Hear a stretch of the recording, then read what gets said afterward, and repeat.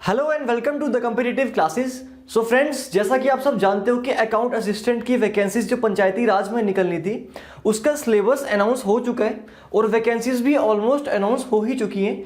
आने वाले मंथ में हो सकता है हमको उसकी नोटिफिकेशन, जो ऑफिशियल नोटिफिकेशन है, वो देखने के लिए मिल जाए। तो हमको ये मान के चल लेना चाहिए कि इसकी तो एक तो फास्ट ट्रैक रिक्रूटमेंट रहने वाली है, दूसरी ये बात कि आने वाले एक महीने में इसका एग्ज़ाम अनाउंस होने का बहुत ज़्यादा चांसेस है। तो आपने अगर उसके सिलेबस की डिस्कशन की वीडियो नहीं देखी है तो आप उसको देख सकते हो। मैं आई बटन में उसका डिस्कशन का लिंक मेंशन कर दूंगा, ठीक है। तो अब जैसा कि आप सब जानते हो कि उसका पैटर्न कैसा रहने वाला है, उसमें 6 सेक्शंस में पूरे 120 मार्क्स को डिवाइड किया गया है, जिसमें से 90 मार्क्स जो है वो 3 मेन सेक्शंस में से आती हैं। वो 3 मेन सेक्शंस कौन सी है? पहली अकाउंटेंसी, दूसरी computer awareness and third general awareness. उसके अपार्ट 3 सेक्शंस और हैं जो कि 10 मार्क्स की हैं, और जो मैंने पहले आपको सेक्शंस बताई हैं 3, ये 30 मार्क्स ईच कैरी कर रही है, ठीक है। तो ये बड़ी इंपॉर्टेंट सेक्शंस रहने वाली है। और आज मैं आपसे अकाउंटेंसी के जो लेक्चर्स हैं वो बिल्कुल आज से मैं स्टार्ट करूंगा आपके साथ, ठीक है। तो आज से हम इस लेक्चर की सीरीज स्टार्ट कर रहे हैं। चलिए देखते हैं हमारा पहला टॉपिक क्या है। सबसे पहले तो सिलेबस आपके सामने आपकी स्क्रीन पे आ चुका होगा, आप देख सकते हो। काफ़ी वास्ट सिलेबस है आपका, है ना, काफ़ी वास्ट सिलेबस है और इसको पढ़ने में डेफिनेटली काफ़ी टाइम हमारा लगने वाला है। तो मैं पूरा का पूरा सिलेबस एक ही बार डिस्कशन ना करके सीधे डायरेक्टली आज के टॉपिक पे आता हूँ, जिसका क्या नाम है, introduction to financial accounting and its terms. ये आपका फर्स्ट टॉपिक है जो कि काफ़ी इंपॉर्टेंट है और जो कि आपको समझना पड़ेगा, ठीक है। अकाउंटेंसी देखो, अकाउंटेंसी किसी ने बड़ा अच्छा कहा हो कि अगर आपको अकाउंटेंसी सीखनी है ना तो आपको पहले प्रैक्टिकल आना चाहिए, देन थ्योरी आनी चाहिए, ठीक है। पहले आप प्रैक्टिकल देखोगे तो हम भी क्या करेंगे, हम बिल्कुल प्रैक्टिकल एग्जांपल्स लेके थ्योरी समझने का ट्राई करेंगे, राइट, ठीक है। तो चलिए देखते हैं। सबसे पहले हम स्टार्ट करते हैं अकाउंटिंग की डेफिनेशन के साथ ही, ठीक है। तो डेफिनेशन में क्या मेंशन है आपको, accounting is an art of recording. Accounting क्या है? एक आर्ट है, ठीक है। किसका? रिकॉर्डिंग का, क्लासिफाई करने का, समराइज करने का, इंटरप्रेट करने का और कम्युनिकेट करने का इकोनॉमिक इंफॉर्मेशन। देखो, इस छोटी सी डेफिनेशन में पूरी की पूरी अकाउंटिंग छुपी हुई है, ठीक है। पूरा का पूरा निचोड़ है इस छोटी सी डेफिनेशन में, ठीक है। क्या इस डेफिनेशन में सबसे पहले क्या कहा हमको, अकाउंटिंग एक आर्ट है जिसमें हम क्या करते हैं, रिकॉर्ड करते हैं। किसको रिकॉर्ड करते हैं? इकोनॉमिक इंफॉर्मेशन को। ये सब कुछ क्या कर रहा है, रिकॉर्ड हो रही है, क्लासिफाई हो रही है, समराइज हो रही है, इंटरप्रेट हो रही है या कम्युनिकेट हो रही है। ये सब कुछ क्या कम्युनिकेट हो रहा है? ये कुछ इकोनॉमिक इंफॉर्मेशन। इसका मतलब जब भी हम अकाउंटेंसी की बात करेंगे हम सिर्फ पैसे के लेन देन की बात करेंगे। अकाउंटेंसी को अगर नॉर्मल लैंग्वेज में आप समझो तो उसको क्या बोलेंगे हम, अकाउंटिंग मीन्स कोई हिसाब किताब रखना, है ना। हमारे लोकल लैंग्वेज में, लेमन लैंग्वेज में हिसाब किताब रखना इज अकाउंटिंग, ठीक है। तो देखिए जरा, accounting is an art of recording. Now what is recording? हम एक एक करके इन सबको देखते हैं कि रिकॉर्डिंग क्या है, क्लासिफाई करना क्या होता है, समराइज करना क्या होता है, इंटरप्रेट करना होता है, कम्युनिकेट करना क्या होता है, ठीक है। तो जब मैं रिकॉर्डिंग की बात करता हूं तो रिकॉर्डिंग का मतलब क्या होता है, हम किसको रिकॉर्ड कर रहे हैं, हम फाइनेंशियल ट्रांजेक्शन्स को रिकॉर्ड कर रहे हैं। जब भी मैं रिकॉर्डिंग की बात कर रहा हूं तो मैं किसको रिकॉर्ड कर रहा हूं, फाइनेंशियल ट्रांजेक्शन को,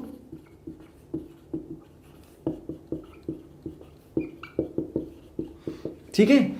एट द वेरी टाइम जब वो हो रही है, बिल्कुल जैसे ही ट्रांजैक्शन हो रही है, जैसे ही हमने किसी को सामान बेचा और उसने मुझे पैसे दिए, उसी टाइम वो एंट्री हो गई, ठीक है। रिकॉर्डिंग का मतलब क्या है, ये एंट्री जो है वो आपकी डेली बुक में, आपकी डे बुक में उसी टाइम एंटर हो जानी चाहिए, ठीक है।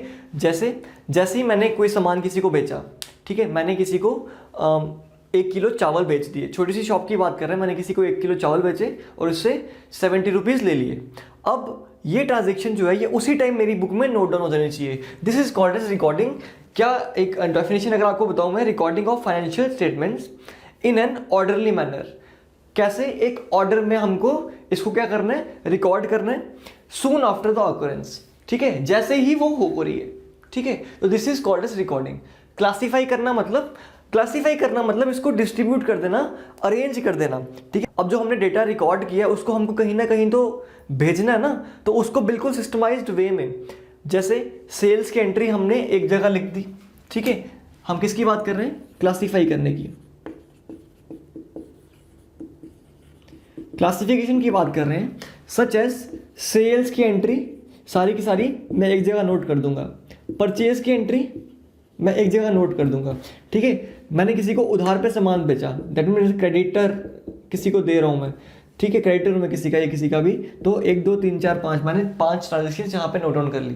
दैट मीन्स मैं इसको क्लासीफाई कर रहा हूँ, मैं इसको अलग अलग सेक्शंस में डिवाइड कर रहा हूँ ताकि क्या हो, मेरे पास एक रिकॉर्ड मेंटेन कर रहा हूँ। अब ये मैं कैसे करता हूँ? ये मैं किसकी हेल्प से करता हूँ? ये मैं करता हूँ लेजर की हेल्प से। ये मैं किसकी हेल्प से करता हूँ? लेजर की हेल्प से। लेजर बुक जो है ये नेक्स्ट स्टेप होता है किसमें? किसके बाद? रिकॉर्डिंग के बाद। रिकॉर्डिंग के बाद हमको लेजर में एंट्रीज करनी होती है, लेजर में अकाउंट्स होते हैं, ठीक है। हर एक पर्सन का जो भी हमारे बिजनेस में डील कर रहे हैं, चाहे वो कैश में कर रहे हैं, चाहे वो हमारा क्रेडिट में कर रहा है, चाहे हम किसी से कैश में कर रहे हैं, किसी का भी अकाउंट जो कि फाइनेंशियल टर्म्स में होगा, जो कि मॉनेटरी टर्म में होगा, उसका अकाउंट यहाँ पे हमको लेजर बुक में मिलेगा। इसका मतलब क्लासीफाई करना मतलब लेजर में एंट्री करना, अकाउंट्स में एंट्री करना, ठीक है। नेक्स्ट क्या है हमारे पास? समराइजिंग। समराइजिंग का मतलब क्या है? समराइजिंग का मतलब क्या है? It is concerned with it is concerned with preparation and presentation of data. ये किससे कंसर्न्ड है? प्रिपेयर करना, डेटा को प्रिपेयर करना और उसकी प्रेजेंटेशन करना। देखो हमारी फाइनेंशियल स्टेटमेंट्स होती हैं, ठीक है, वो हमारी समराइजेशन का पार्ट हो सकती हैं। जैसे हमारा प्रॉफिट एंड लॉस अकाउंट, हमारा ट्रेडिंग अकाउंट, हमारी बैलेंस शीट, ये हमको हेल्प करती है बिजनेस की पोजीशन को समझने के लिए, ठीक है। तो समराइजिंग में क्या होगा? हम इसमें डेटा मेंटेन करेंगे जो कि हमको हेल्प करेगा बिजनेस को समझने में, बिल्कुल इजी से फॉर्मेट में। अब देखो जब मैंने रिकॉर्ड किया, डेटा क्या होगा? थोड़ा सा हौच पौच होगा। फिर मैंने उसको क्लासीफाई किया, इसमें क्या होगा? डेटा थोड़ा सा शॉर्ट आउट हो जाएगा। फिर मैं उसकी समरी करूंगा, मैं उसको प्रॉफिट एंड लॉस और ट्रेडिंग अकाउंट में मेंशन करूंगा, trading and profit and loss account बनाऊंगा, उसमें मेंशन करूंगा, बैलेंस शीट बनाऊंगा। उससे क्या हो जाएगा? वो और ज़्यादा सिंपल हो जाएगा। तो ये क्या हो रहा है? हम डेटा को एक तरह से सिंपल ही कर रहे हैं। इंटरप्रिटेशन करते हैं हम डेटा की, कि इंटरप्रिटेशन का मतलब क्या है कि हमारे बिजनेस में अगर हमको लॉस हो रहा है तो क्यों हो रहा है, कैसे हो गया, क्या गलती कर दी हमने। अगर हमको प्रॉफिट हो रहा है तो हमने ऐसा क्या अच्छा स्टेप किया कि हमको ज़्यादा प्रॉफिट होना स्टार्ट हो गया। हम एनालाइज करते हैं चीज़ों को, ताकि इंटरप्रिटेशन के स्टेप में हम क्या करते हैं? हम एनालाइज करते हैं चीज़ों को, जिसमें हमको पता लगे कि हमारी वीकनेसेस क्या थी, हमारी स्ट्रेंथ क्या थी, और आने वाले टाइम में हमारे क्या हमारे स्टेप्स रहने चाहिए जिससे हमारा बिजनेस जो है वो ग्रो करे, राइट। तो आई होप आपको समझ में आ रही है ये चीज़ें, ठीक है। नेक्स्ट क्या है? कम्युनिकेटिंग, ठीक है। कम्युनिकेटिंग, हम क्या कर रहे हैं? कम्युनिकेट कर रहे हैं डेटा टू यूजर्स, ठीक है। अब यहाँ पे भी एक और टर्म आ जाती है, यूजर्स। कम्युनिकेट करना मतलब जो भी डेटा मैंने मेंटेन किया, जो मैंने रिकॉर्ड किया, क्लासीफाई किया, फिर इसको समराइजेशन की, फिर डेटा मैंने इंटरप्रेट किया, ठीक है। अब वो मुझे किसी को कम्युनिकेट भी करना है। कम्युनिकेट किसको करना है? यूजर्स को। अब यूजर्स कौन है, ठीक है, आइए जरा इस पे चलते हैं कि यूजर्स कौन है। ये देखो, ये छोटी सी डेफिनेशन तो है, लेकिन इस डेफिनेशन में आप पूरी की पूरी अकाउंटिंग की टर्म समझ पा रहे हो, ठीक है। हालांकि बिल्कुल जो हमारा टॉपिक रहेगा टर्म्स फॉर अकाउंटिंग, वो अलग से टॉपिक है, वो मैं अलग नेक्स्ट वीडियो में आपको कवर करूंगा, जो भी हमारी अकाउंटिंग की टर्म्स होती है इंपॉर्टेंट, ठीक है। लेकिन आज जो बिल्कुल बेसिक अकाउंटिंग का मीनिंग है वो हम यहाँ पे समझ रहे हैं, ठीक है, कि अकाउंटिंग हम करते ही क्यों हैं, ठीक है। अब क्या है? यूजर्स। अब यूजर्स कौन कौन होते हैं? हमारे अकाउंट्स के यूजर कौन हो सकते हैं? आप कहोगे सर हम खुद ही हो सकते हैं, है ना। तो दो तरह के यूजर होते हैं हमारे पास। जब भी मैं अकाउंट्स मेंटेन करता हूँ तो उसको देखने के लिए दो तरह के यूजर्स होते हैं। अब छोटी मोटी शॉप के लिए तो वो अकेला पर्सन खुद ही जिम्मेवार होगा, वो खुद ही अपना ग्रोथ देखेगा या नहीं देखेगा। लेकिन जब बड़ी बड़ी कंपनीज की बात होती है, जब बड़ी बड़ी कंपनीज की बात हो रही है, तो उसमें क्या होता है? उसमें दो तरह के यूजर्स होते हैं। ये डेटा जो है, ये पूरा का पूरा डेटा जो कलेक्ट किया हमने, जो हमने क्लासीफाई किया, जो समराइज किया, जो इंटरप्रेट किया, अब हमको कम्युनिकेट करना है किसको? यूजर्स को, ठीक है। और मेन चीज इकोनॉमिक डेटा। इकोनॉमिक मतलब रिलेटेड टू मनी। ये सारा डेटा जो है मनी से रिलेटेड होना चाहिए। वो दो तरह के यूजर्स होते हैं। एक होते हैं हमारे एक्सटर्नल यूजर्स, एक्सटर्नल यूजर्स। दूसरे कौन होते हैं? हमारे इंटरनल यूजर्स। दो तरह के यूजर्स होते हैं। एक्सटर्नल में कौन आ जाएंगे? सबसे पहले इन्वेस्टर्स। कौन होते हैं इन्वेस्टर्स? देखो, जब किसी ने किसी बिजनेस में इन्वेस्ट करना हो, सपोज कर लो आपने ये किसी बिजनेस में इन्वेस्ट करना है, तो क्या बिना सोचे समझे किसी के बिजनेस में इन्वेस्ट कर दोगे? आप क्या करोगे, पहले उसका बिजनेस देखोगे, उसकी बैकग्राउंड देखोगे, आप देखोगे कि इसका प्रॉफिट आ रहा है या नहीं आ रहा है, आ भी रहा है तो किस रेट से आ रहा है, और इसने ऐसा क्या किया अभी अपने बिजनेस में जिसकी वजह से मैं इसमें इन्वेस्ट करूं। तो पहला यूजर कौन है? इन्वेस्टर। ठीक है, दूसरे की बात करूं, दूसरे होते हैं क्रेडिटर्स। अभी आपको बता दूं क्रेडिटर्स कौन होते हैं। क्रेडिटर्स वो होते हैं जिनको हमने पैसा देना होता है। ठीक है, हमारे लेनदार जिनसे बिजनेस ने उधार लिया होता है उन्हें क्या कहते हैं? क्रेडिटर्स कहते हैं। आपको आने वाले टाइम में बहुत सी टर्म्स दिखेंगी, ये आपके लिए न्यू हो सकती हैं, और आप ये चीज़ मान के चलो कि हम जो भी स्टार्ट कर रहे हैं ये उस लेवल से कर रहे हैं जो कि पर्सन नॉन कॉमर्स बैकग्राउंड से, जिसको कॉमर्स का बिल्कुल कुछ नहीं आता, जिसको अकाउंटेंसी का बिल्कुल कुछ नहीं आता, हम बिल्कुल जीरो लेवल से स्टार्ट कर रहे हैं ताकि उनको भी पढ़ने में आसानी हो। 30 मार्क्स कैरी करने वाली ये सेक्शन, तो ये सेक्शन कवर करना अच्छे से बहुत इंपॉर्टेंट है। ठीक है, चलिए आगे देखते हैं। इन्वेस्टर्स हो गए, क्रेडिटर्स हो गए। अब क्रेडिटर्स क्यों इंटरेस्टेड है? वो इसलिए इंटरेस्टेड है ताकि वो देखें कि हमने जिसको पैसा दिया है वो हमसे पैसा वापस दे, हमें पैसा वापस देगा या नहीं देगा। ठीक है, उसका बिजनेस अगर प्रॉफिट में जा रहा होगा तभी जाके वो पैसा वापस दे सकता है। ठीक है, तो एक और इंटरेस्टेड कैंडिडेट कौन होता है? क्रेडिटर्स होते हैं, जो कि हेल्प कर, जो कि जिसको कि हमसे पैसा वापस चाहिए होता है। ठीक है, देन अगर बात करूं तो कौन होते हैं हमारे पास? गवर्नमेंट। गवर्नमेंट भी हमारे डेटा में इंटरेस्टेड होती है। क्यों? क्योंकि उसको टैक्स कलेक्ट करना है। ठीक है, फिर आती है कुछ non profit organisations. Non profit organisations क्या होती हैं? जैसे हॉस्पिटल्स हो गया, जैसे आश्रम्स हो गए। ठीक है, ये ऑर्फनेज होम हो गया, या ठीक है, तो वो भी इंटरेस्टेड रहते हैं। क्यों? क्योंकि उनको बिजनेस से डोनेशन मिलने के चांसेस है। अगर बिजनेस जो है वो अच्छा परफॉर्म कर रहा है तो हो सकता है उनको बिजनेस से वहाँ पे डोनेशन मिले, और वो अपने जो भी ऑर्गेनाइजेशन है उसमें उनको ज्वाइन करने के लिए इनवाइट कर सकते हैं। ठीक है, उसके बाद बात करूं अगर हमारे स्कॉलर्स। ठीक है, देखा होगा आपने, जो लोग पीएचडी वगैरह कर रहे हैं या स्कॉलर्स रहते हैं वो इंटरेस्टेड कैंडिडेट्स होते हैं, बिकॉज उनको बिजनेस की केस स्टडी पढ़ने में हेल्प रहती है। ठीक है, ये सब चीज़ें तो आपको पता ही होंगी। ठीक है, और कौन हेल्प हो सकता है, और कौन यूज़ कर सकता है? खुद कंज्यूमर्स यूज़ कर सकते हैं डेटा को। ठीक है, कंज्यूमर्स को भी पता होना चाहिए कि जिस बिजनेस को, जिसका प्रोडक्ट वो ले रहे हैं, ठीक है, वो कंपनी कैसा परफॉर्म कर रही है। ठीक है, राइट। ठीक है, तो ये थे हमारे एक्सटर्नल यूजर्स। अब बात करते हैं हम किसकी? इंटरनल यूजर्स की। इंटरनल यूजर्स में पहले तो खुद ऑनर। ठीक है, जो ऑनर्स होते हैं वो खुद पहले तो एनालिसिस करेंगे कि हमारा बिजनेस भाई प्रॉफिट में जा रहा है या लॉस में जा रहा है। ठीक है, हमको अपने बिजनेस में क्या क्या स्टेप्स लेने चाहिए जिससे कि हमारा बिजनेस जो है आने वाले टाइम में प्रॉफिट में जाए। ठीक है, दूसरा मैनेजमेंट चेक करती है। मैनेजमेंट भी इंटरनल यूजर है। मैनेजमेंट चेक करती है कि हम कहाँ पे कोई चीज़ गलत कर रहे हैं या कहाँ पे कोई चीज़ सही कर रहे हैं। ठीक है, जो कि हमारे बिजनेस को इंपैक्ट कर रही है। नेक्स्ट अगर बात करूं एम्प्लॉयज क्या है? इंटरनल यूजर है। एम्प्लॉयज क्यों? देखो, अगर एम्प्लॉय देख रहा है कि मेरी कंपनी प्रॉफिट में जा रही है तो उसको भी हो सकता है, एक तो उसकी रेपुटेशन की बात हो सकती है, उसकी होता ना कि मैं एक बड़ी अच्छी कंपनी में काम कर रहा हूँ, मेरी कंपनी, वो खुद ही अपने आप में अप्रिसिएशन फील करता है ना। वो किसी को बताएगा, बड़े प्राउडली बताएगा कि मैं ऐसी कंपनी में काम कर रहा हूँ जो कि काफ़ी प्रॉफिट अर्न कर रही है, this is the biggest company. ठीक है, और वो हमको कैसे पता लगेगा? वो हमको उसके इस डेटा से ही पता लगेगा जो डेटा मिला होगा, है ना, फाइनेंशियल स्टेटमेंट्स से। ठीक है, तो ये थे हमारे इंटरनल्स एंड एक्सटर्नल यूजर्स। ठीक है, तो आई होप आपको इतना समझ में आया होगा। चलिए आगे देखते हैं। आगे अब हमको ये पता लग गया आपको कि हमको अकाउंट्स बनाने की ज़रूरत क्या पड़ती है, और कुछ अगर फ़ायदे मैं आपको बताऊं अकाउंट्स यूज़ करने के, अकाउंटेंसी करने के, तो पहला फ़ायदा तो ये है कि ये मेमोरी को रिप्लेस करता है ना। अगर आगे मैं कुछ और बेनिफिट्स आपको बताऊं अकाउंटेंसी के, बेनिफिट्स ऑफ मेंटेनिंग अकाउंट्स। ठीक है, तो पहला क्या है कि इट रिप्लेसेस मेमोरी।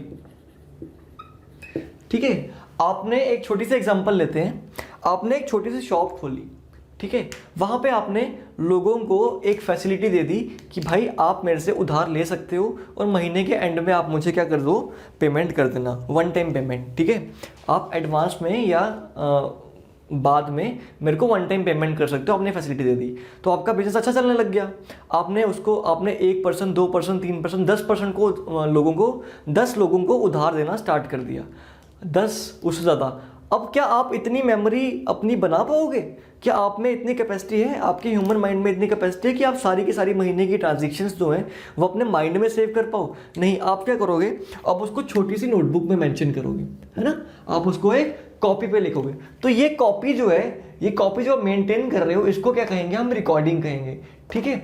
इसको आप जर्नल, अब अकाउंटिंग टर्म में थोड़ा हायर लेवल पे चले जाएंगे, कोई अच्छे लेवल पे, एडवांस लेवल पे अकाउंटिंग कर रहा होगा तो वो उसको जर्नल कहेगा, डे बुक कहेगा। लेकिन हम सिंगल एंट्री सिस्टम की जब बात करते हैं तो दिस इज द नोटबुक। ये नोटबुक जो है, दिस इज रिकॉर्डिंग। फिर आप इस डेटा को क्या करोगे, क्लासीफाई करोगे कि नहीं करोगे, ठीक है, अगर हायर लेवल पे आपको जाना होगा तो, ठीक है। तो पहला क्या है, आपकी मेमोरी को रिप्लेस कर देगा, आपको चीज़ें याद रखने की जरूरत नहीं पड़ेगी। आपको जब भी कोई पूछेगा भाई मेरा कितना बैलेंस हुआ, अब बस वो कॉपी निकालोगे, वहाँ पे टोटल करोगे और आपका वहाँ पे बैलेंस शो हो जाएगा। तो पहला benefit, it replaces the memory, ठीक है। दूसरा तो मैंने आपको बता दिया कि इट एस्टिमेट्स प्रॉफिट।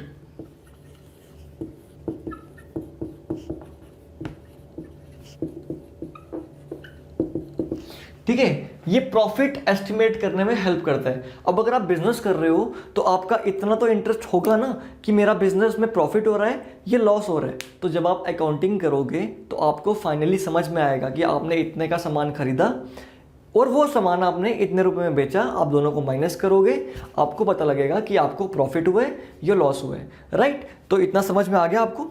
देन हमको बिजनेस की पोजीशन को एस्टिमेट करने में हेल्प करेगा।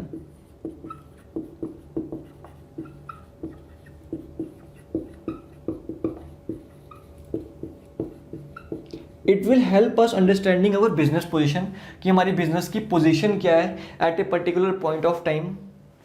लीगल प्रोविजंस हमको देखने में हेल्प करेगा।